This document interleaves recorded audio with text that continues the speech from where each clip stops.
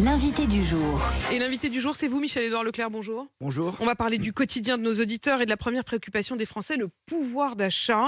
Nous sommes le 20 mars. Est-ce que jusqu'à là, il y a eu ou non un Mars rouge ? En tout cas, c'était important. On est à 15% de hausse sur l'alimentaire depuis mars dernier, donc un an. Et après nos négociations, là, c'est encore 10% qui arrivent, 25% de hausse en 18 mois.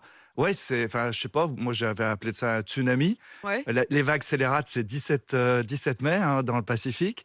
Mais en tout cas, c'est du jamais vu. C'est du jamais vu. C'est du jamais vu et vous choisissez ce moment-là pour dire qu'au fond, il y a un problème de cohérence. On va revenir sur la question du panier anti-inflation que vous refusez d'appliquer. Et de l'autre côté, le gouvernement vous demande de ne pas renoncer à vos marges, vos 10% de marge obligatoires. Je vais commencer par la première partie de ma phrase sur la question du panier anti-inflation. Vous êtes le seul de la grande distribution à dire moi ce panier j'en veux pas, enfin ce panier imposé, ce macaron que le gouvernement vous demande de mettre sur un certain nombre de produits, l'autocollant bleu blanc rouge, ça il y en aura pas dans les magasins Leclerc ? Alors d'abord, c'est pas un problème perso, mais quand on est moins cher sur des milliers d'articles, on va pas aller réduire le cône de visibilité de notre performance à 40 articles, 50 articles, dont dans la première version, on nous disait en plus que fallait pas que ce soit un panier qui mette le feu au salon de l'agriculture, qui soit trop pas cher. Enfin, c'était pas clair. Mais pourquoi vous le faites pas ? Parce que nous, on préfère, comme l'inflation touche tous les articles, et qu'on vend dans un hypermarché entre 5 000 et 30 000 articles, on veut que nos consommateurs voient qu'on agit contre l'inflation sur chaque segment de marché. Et donc, on préfère un comparateur qui est publié toutes les semaines, on peut aller dessus avec une appli Mon Leclerc. Dans chaque ville de France, les consommateurs peuvent comparer les prix chez Leclerc, des prix chez Carrefour, donc, chez Aldi, chez Lidl. Vous dites on est les moins chers. Et donc, tous on n'a les pas articles. besoin de faire plus.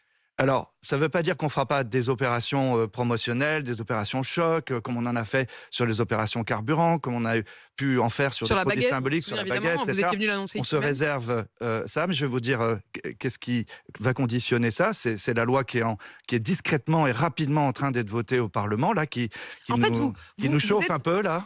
Oui, qui vous chauffe, on le sent bien, on sent vraiment votre énervement qui couve. Et d'ailleurs, il suffit d'ouvrir le journal ce matin.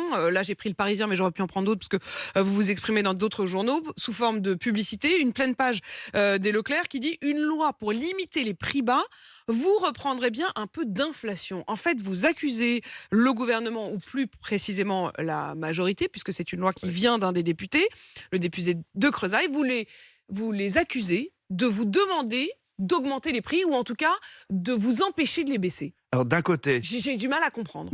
C'est un truc à deux temps. D'un côté, il y a le gentil Bruno Le Maire et Olivia Grégoire qui disent « Allez-y les distributeurs, reprenez le mot d'ordre du président, faites des prix cassés ». Olivier Véran, le porte-parole du gouvernement, dit « Faites des prix cassés, faites-nous des paniers, faites baisser les prix ». Et au Parlement, la même majorité parlementaire, mais pas que, parce qu'elle n'est pas majoritaire, donc d'autres députés sont en train de discuter là sur les 2 jours, ils ont déjà passé la commission mixte paritaire, du maintien d'une marge minimale de 10% sur des produits de grande consommation par les distributeurs, de la réduction des taux de promotion sur le parfum, sur les bigoudis, sur l'Ajax, sur les produits à récurer. Donc c'est le blanc et le noir, le yin et le yang. Sur lesquels vous n'aurez plus le droit également de faire des super promos. Non seulement on ne pourra pas faire des super promos, mais on ne pourra pas les négocier avec le fournisseur, c'est qu'ils vont gagner 2 fois. Ils ont gagné, là, dans ces négociations, à avoir des hausses de prix importantes, mais en supprimant les promotions, ils n'auront pas non plus à les financer. Donc c'est incroyable, c'est un lobby industriel qui aujourd'hui marque des points.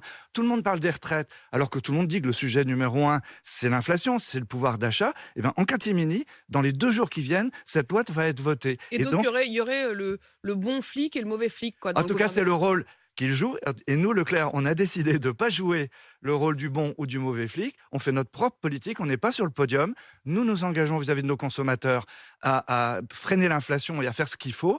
Mais par contre, c'est incohérent que le gouvernement, d'un côté, nous demande de baisser les prix et de l'autre côté, les laisse reprendre par sa majorité Michel-Édouard parlementaire. Leclerc, à l'instant, la Banque de France donne ses prévisions. Alors, prévision de croissance en hausse, 0,6% en 2023 contre initialement 0,3% de prévu. Et puis, sur l'inflation, la Banque de France qui dit qu'elle revoit là encore une inflation plutôt à la baisse, à 5,4% en moyenne pour l'année 2023, avec, cela dit, un pic d'inflation alimentaire au deuxième trimestre 2023. Vous confirmez ? Oui, je confirme les deux.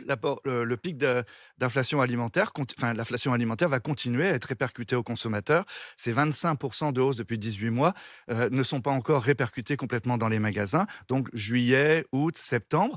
Mais par contre, les achats que nous effectuons, notamment sur les marchés internationaux, tout ce qui concerne le jouet, tout ce qui concerne la rentrée des classes, nous les avons achetés en déflation, à la En baisse. déflation. En Ça, c'est une déflation. très bonne nouvelle. C'est C'est-à-dire une que très bonne nouvelle les achats que vous pour les venez de foyers faire français. là, par exemple, quand vous dites les produits de la rentrée scolaire, ça veut dire qu'en septembre, on achètera les produits scolaires sans hausse, voire même peut-être à la baisse par rapport à il y a un an. Elle est entre 1 et 3%. Donc, vous voyez, du coup, on s'est habitué à des chiffres plus élevés.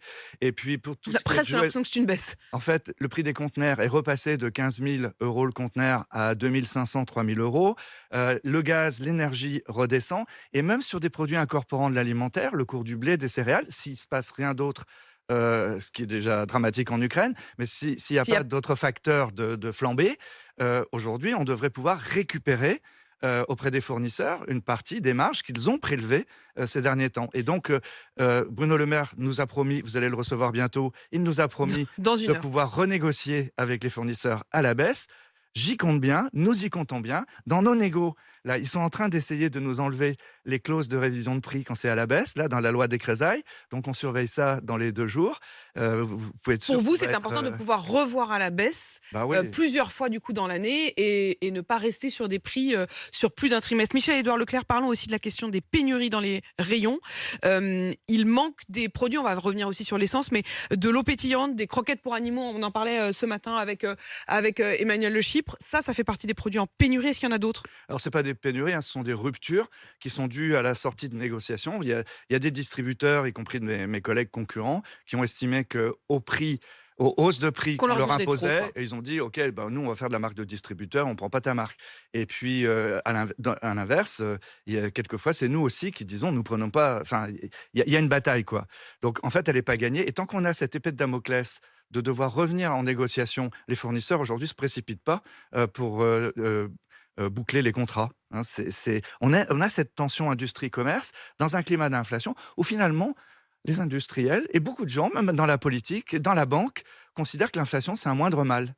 Parce qu'au fond, on ne voit pas que c'est pas simplement, comme disaient les sachants... Et ça, c'est une vraie bataille de fond, quoi. Ouais, culturellement, c'est un peu comme le Covid, on dit c'est mondial.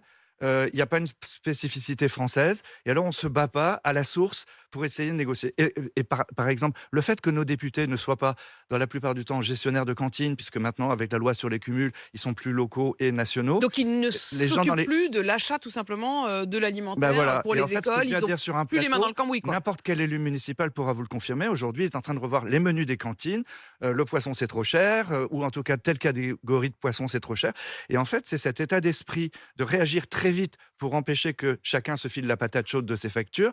Il faut le faire maintenant. Et le gouvernement, pour ça, il doit être cohérent. Un dernier mot. On a un message notamment de Stéphane, par exemple, au 32-16, qui dit « Je sors de ma nuit de travail, je ne trouve rien en essence.